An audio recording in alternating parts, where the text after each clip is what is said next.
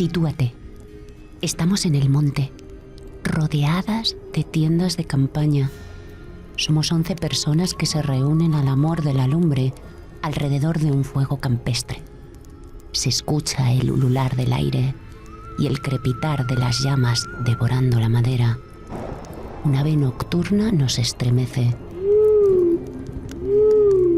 Somos parte de una particular noche de Walpurgis, de esas en las que se cuentan historias de terror. Entonces sucede. Alguien que conoce a alguien, que a su vez tiene un familiar que estando de viaje, se fue a cenar algo a un bar solitario del pueblo en el que se alojaba.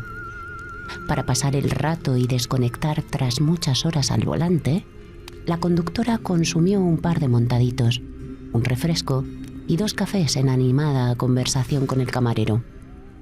Según la leyenda, la forastera vuelve al día siguiente retenida por el tacógrafo de su camión y empujada por la buena charla, el afable carácter y el gran sentido del humor del camarero con el que compartió un rato la noche anterior. Pero con fastidio se encuentra con el bar cerrado. Delante de la puerta del bar de carretera, observa cómo se aproxima un solitario caminante y quiso esperar al paso de aquel señor. Preguntó al paseante por el camarero y el bar que la noche anterior bullía de actividad, y se interesó por si es que ese día libraba el personal o si es que estaba cerrado por vacaciones. Entonces se enteró con estupefacción de que el establecimiento había cerrado hacía mucho tiempo.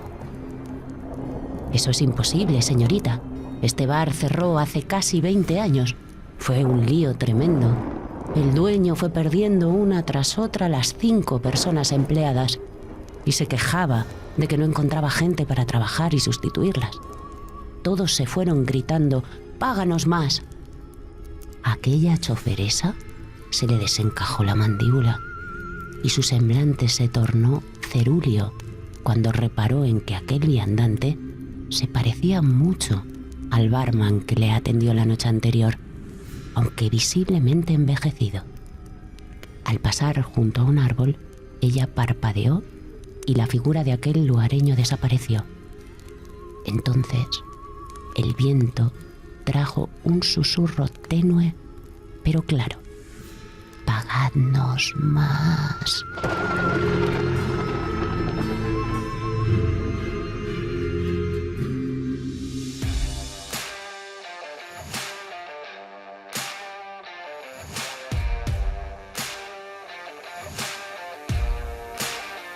Gente con clase, el podcast de Comisiones Obreras. ¿Cómo? ¿Que no sabes lo que es la noche de Walpurgis? Bueno, desde Gente con Clase, desde este podcast, te animamos a buscar información al respecto, porque igual te mola. Pero hoy vamos a hablar de otro cuento de terror. Hemos empezado con uno que tenía un bar como escenario, ¿verdad?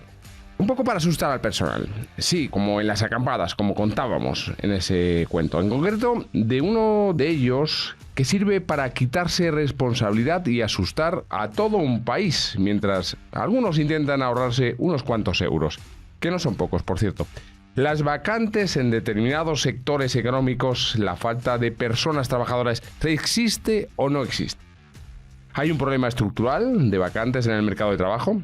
Es que a lo mejor es necesario mirar con perspectiva de futuro. Puede ser fundamental que tengamos como referencia lo que está pasando, o lo que pasó, mejor dicho, que parece que se atenúa por momentos en Estados Unidos, porque nos ofrece alguna pista de por dónde puede ir la situación. ¿No se estará produciendo un incumplimiento constante de los convenios colectivos? Pregunto. A lo mejor no estamos ante un problema estructural, sino que es coyuntural en algunos sectores, fundamentalmente en la construcción, en los servicios, y que es en esos sectores donde se están produciendo estas, no sé cómo llamarlo, fugas de trabajadores, dicen algunos y algunas. A lo mejor hay que exigir que si abordamos esta cuestión concreta de las vacantes, las empresas se comprometan a negociar los convenios colectivos, que en muchos casos llevan hasta 8 años sin poderse negociar. Hace algunos días, la Federación de Servicios de Comisiones Obreras y su sector de hostelería informaba de que en España hay suficiente y cualificada mano de obra en este sector. Y explicaban que las dificultades eximidas por las patronales son debidas a la precariedad, los bajos salarios y las deficientes condiciones laborales. Ya sabéis, turnos partidos, dificultad para conciliar la vida personal y laboral, ni tan siquiera un fin de semana de descanso al mes. Pues eso. Pero ¿cuál es el plan de vuelo hoy en Gente con Clase? Nos interesamos por la hostelería en particular, primero, para luego por elevación. Nos preguntamos por otros sectores productivos y por el problema en general también.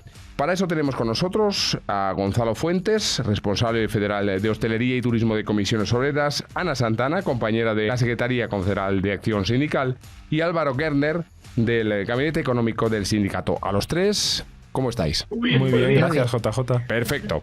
Un poco cacofónico ha sido la respuesta, pero os hemos escuchado a los tres, que es lo que querías. Por cierto, ¿qué os ha parecido el cuento para acojonar al principio? De terror, yo me voy con miedo a casa. Vale, perfecto, pues entonces prueba conseguida. Vamos a empezar con orden y concierto, si os parece, ¿eh? Saludos de José Julio Alonso en nombre de los y las compañeras del Gabinete Confederal de Comunicación del sindicato. Frente a mí está Miguel del Río, que es el amo del calabozo y el maestro de las llaves de nuestra mesa técnica. Gracias por tu trabajo y tu esfuerzo, compañero. No te rías, bribón. En Gente con Clase hablamos de las presuntas vacantes de nuestro mercado de trabajo, lo dicho. Que según quien lo trate, que según quien hable, puede ser o una plaga o un trampantojo. Hablamos de un mensaje muy habitual, pero tenemos que tener en cuenta que la tasa de desempleo supera el 12% en España. Lo primero, Ana, no parece muy razonable una tasa de desempleo del 12% que se hable de plaga de vacantes. No, y además si nos fijamos en las características de los puestos de trabajo que dicen no cubrirse y en los sectores donde podemos comprobar, si vamos a los registros de los servicios públicos de empleo, que el perfil del trabajador y trabajadora que se demanda desde las empresas existe. Otra cosa es que las condiciones laborales y la vivienda, el acceso a los servicios públicos, pues sean de mala calidad o difíciles o caros en el caso de la vivienda, y dificulte que esas personas se puedan trasladar o accedan a esos puestos de trabajo. Claro, es que así es imposible. Desde el sector de hostelería, Gonzalo, decíais hace unos días que el rey no se viste con un traje precioso, sino que muy al contrario, va en pelota picada, porque según vuestros datos, desde el inicio de la pandemia, más de 70.000 personas han abandonado la profesión buscando más estabilidad, así como mejoras sociales y económicas en los sectores. Es decir, que la gente, si se va, no se va porque dé el viento de frente. ¿Qué es lo que está pasando? Así es, cuando llegó la pandemia, hubo una parte de trabajadores que no fueron incluidos ERTE, principalmente las personas que estaban por contrato, personas que estaban subcontratadas y personas que normalmente se llaman eventuales. Unas 100.000 personas se quedaron fuera de los ERTE. ¿Eso qué implica? Que una parte de esa plantilla, cuando terminó la pandemia, se encontró sin trabajo en la hostelería y buscó otro segmento de producción, comercio, la logística, la construcción, etc. Y buscaron otro trabajo. Claro, cuando he intentado decirle que me gusta la hostelería, me dice, pero usted no. Porque tengo más estabilidad. Dicho esto, el año pasado en la hostelería se creó más de 200.000 puestos de trabajo. Prácticamente estamos por encima ante la pandemia. Por tanto, es falso que los puestos de hostelería no se cubren. Puede ocurrir que haya un fin de semana donde la gente se contrata por 4 horas, en el mejor de los casos, va 8 horas, o 10, o 12, y le quieren pagar 40 o 50 euros. En esas condiciones la gente no quiere trabajar. Es que en esas condiciones, ¿quién pondría el pecho? Tengo para mí que lo que está ocurriendo en España, de cartas dadas, es que las patronales hosteleras han optado por buscar mano de obra barata. Me huelo, que podemos describir casi en algunos casos como esclava, de otros países antes que mejorar las condiciones laborales de las plantillas, sin tener en cuenta que la escasez de personal de forma puntual se debe a las condiciones laborales precarias del sector. Todas esas condiciones que hemos puesto encima de la mesa. Creo que personal para trabajar en hostelería debe haber, pero es necesario que se ofrezca seguridad laboral y buenas condiciones salariales y de trabajo, Gonzalo, si no, poco menos que imposible. ¿Quién lo va a querer? El problema es que esto, desde la reforma laboral del 2012, el sector de la hostelería es un sector siempre precario. El esfuerzo sindical que hemos hecho en los últimos años llega al 2012, vuelto a empezar.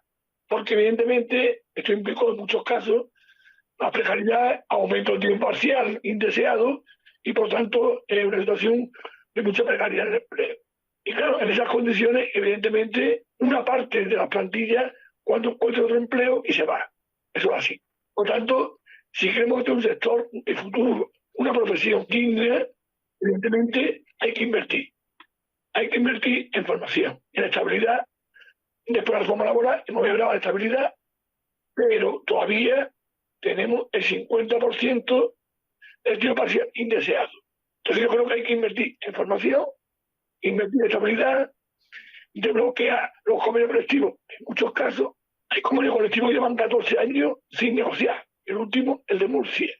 El 80% de las plantillas han tenido que subir el salario, pero no por el convenio, sino porque realmente el salario mínimo es superior a los trabajadores salariales del convenio de Murcia. Un problema añadido lo estamos viendo en las zonas costeras, Álvaro, porque ahí me temo que tienen que haber otras condiciones. Hay gente trabajando, la demanda es constante, pero sin embargo se siguen quejando. El año pasado hubo un artículo en El País bastante interesante sobre eso, sobre cómo en la Costa Brava precisamente pues los empresarios estaban quejando de que no encontraban trabajadores, y justo en ese artículo se veía cómo iban al bar, que tenía buenas condiciones laborales, que tenía estabilidad, que siempre contrataba a los mismos camareros, etcétera, y en ese bar no se quejaban para nada de las condiciones de trabajo. Entonces yo creo que esto que estamos comentando de que la falta o la hipotética falta de trabajadores se debe a las malas condiciones laborales está completamente justificado. Por ejemplo, tenía aquí los datos de que en hostelería, como comentaba Gonzalo, pues hay muchos contratos a tiempo parcial que después tienen horas extra no pagadas. Teníamos un informe del 2019 en el que un 11% de los trabajadores de la hostelería tenían esa situación y hacían de media, era el sector que más horas extra hacía sin pagar, que eran 13,6 horas a la semana, que es una burrada, y que va muy en la línea de los contratos a media jornada, de te contrato por 4, te pago por 8 y trabajas 12.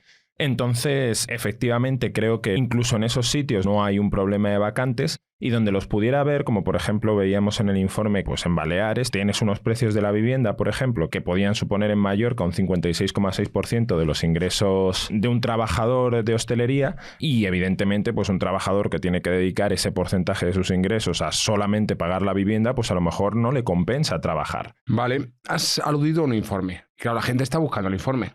Ese informe es obra del propio Álvaro Gendler, y su título es Análisis de las vacantes laborales en España. Bueno, es un estudio del Gabinete Económico Confederal de Comisiones Obreras, y como subtítulo dice: un problema irreal que intenta encubrir otro real, la incapacidad empresarial para generar pleno empleo y de calidad.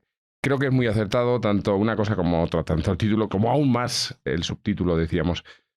Analizando los datos de temporalidad y parcialidad, se aprecia el crecimiento del empleo indefinido por cuenta ajena en hostelería en un 26,40% con respecto a lo que había el año anterior en estos momentos, pasando de 773.849 de 2021 a los 978.167 con los que finalizó de media el año 2022. ¿Puede ser que los empresarios y las empresarias de este país no estén acostumbrados y acostumbradas a pagar su mano de obra como impone las situaciones, como impone la modernidad, como por supuesto hay que descartar? Hablando de moderna esclavitud, a los tres os pregunto, ¿puede que no estén acostumbrados? Pues hombre, claramente yo creo que esto es una situación que se ha dado en varios países, incluso yo recuerdo, por ejemplo, en Alemania, como los bares después de la pandemia, que tenían una situación similar, con muchos trabajadores en negro, que cobraban poco. Para. ¿Una situación similar, Gonzalo? Yo pensaba que éramos únicos en eso, pero resulta que hasta en Alemania... Esto ha ocurrido también en Europa, pero efectivamente en España está más acentuado. Es decir, de hecho, hubo una sorpresa cuando muchos trabajadores iban a los ERTE, venían después al sindicato: mire usted que me pagan un poco de desempleo. Claro, porque en una parte estaban pagando eran B, y evidentemente llevaron la sorpresa. Porque en muchos casos también en la hostelería ocurre que hay una parte de dinero que se pagaban en B. Pero hay una clave que es importante. Sí.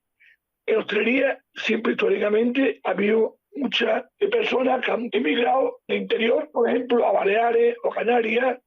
¿Qué ocurría en aquellos años? En aquellos años ocurría que las viviendas se suministraban en los hoteles. Ahí se dormía, también tenía derecho a manutención y buena propina. El salario era bajo, pero compensaba.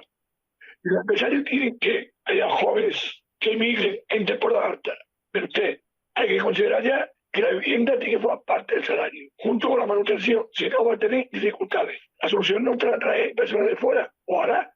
El problema es, si vienen de fuera, va a tener un problema. ¿Cómo se pagan las habitaciones de las personas que vienen de fuera? Evidentemente. Por tanto, yo creo que lo importante es estabilidad, más formación, dignificar lo que es la profesión de la hostelería.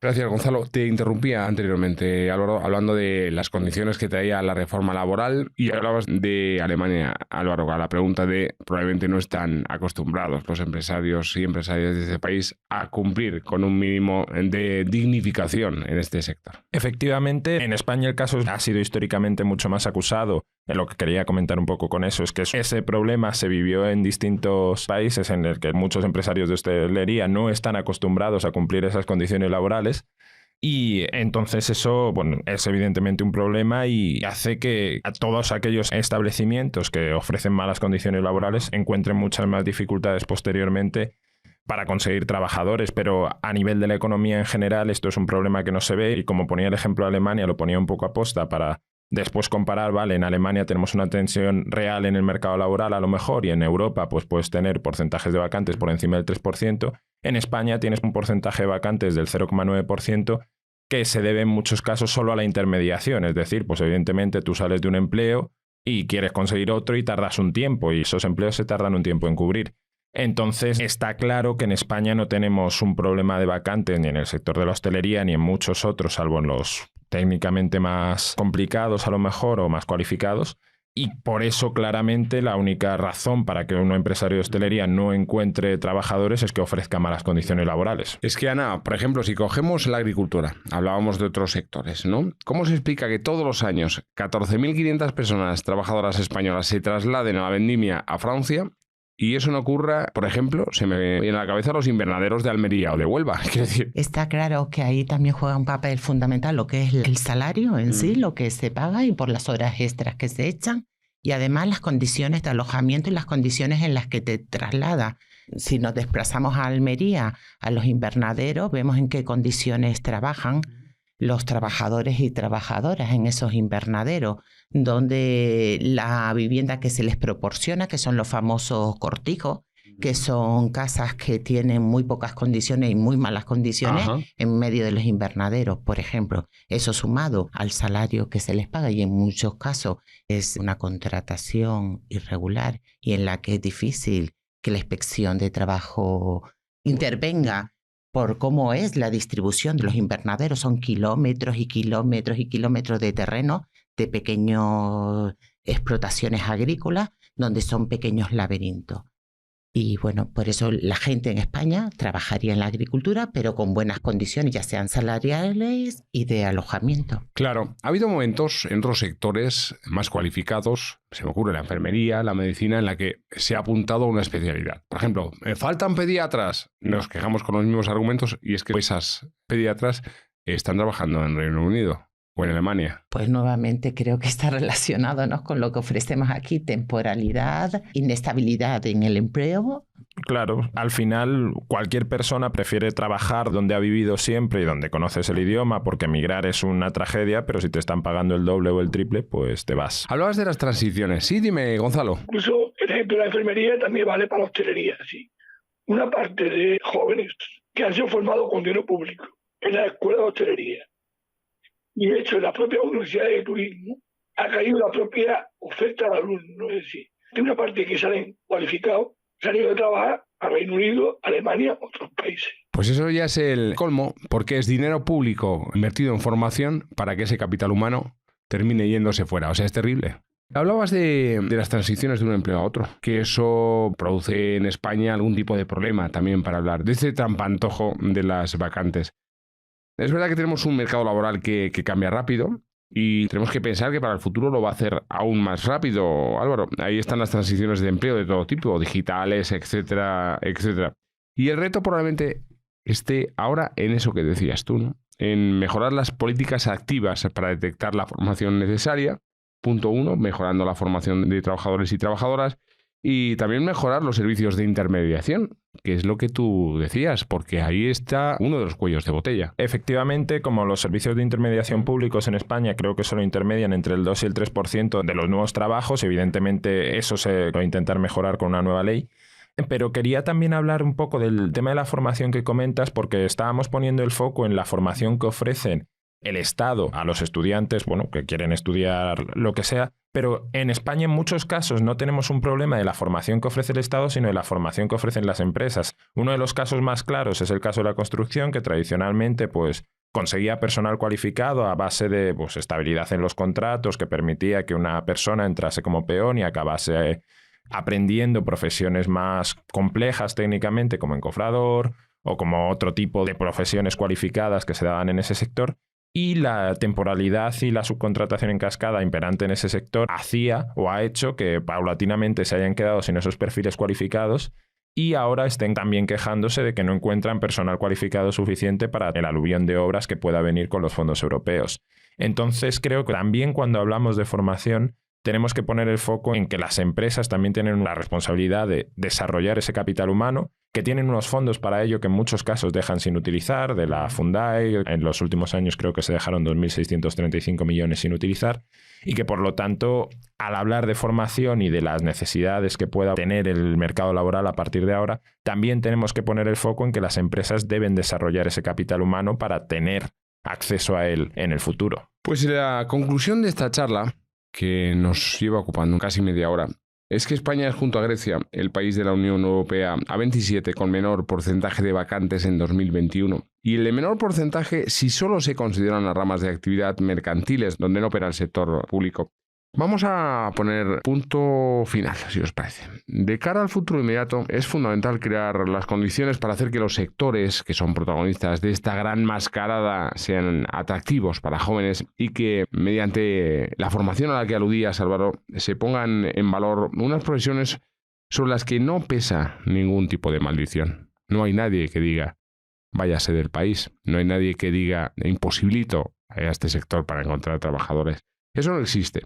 Para ello es prioritario desbloquear la negociación colectiva en aquellos convenios que siguen sin renovarse y mejorar las condiciones laborales, como venimos contando, en conceptos como salarios, horarios, conciliación. Una buena formación sectorial debe dejarnos grandes oportunidades de trabajo estable y de futuro. No sé si añadiríais algo, Álvaro, Gonzalo, Ana. A mí me gustaría hacer referencia a la ley de empleo, a la nueva ley de empleo. Sí, por favor. Que justamente apuesta, y uno de sus grandes hitos es corregir todos los déficits asociados hasta ahora a las políticas activas y a la intermediación a la que tú hablabas. De hecho, una de las obligaciones que se contempla en esta nueva ley de empleo es que los empresarios tengan que comunicar al servicio las vacantes de sus empresas.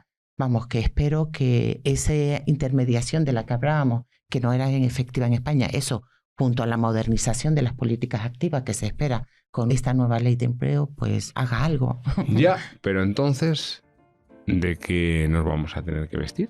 ¿Qué cuento de miedo vamos a contar? Si esto se mejora, si estas variables que podrían solucionar el problema del fantasma de las vacantes, ¿de qué nos va a tocar disfrazarnos? Porque seguro que algo inventan. Seguro. No.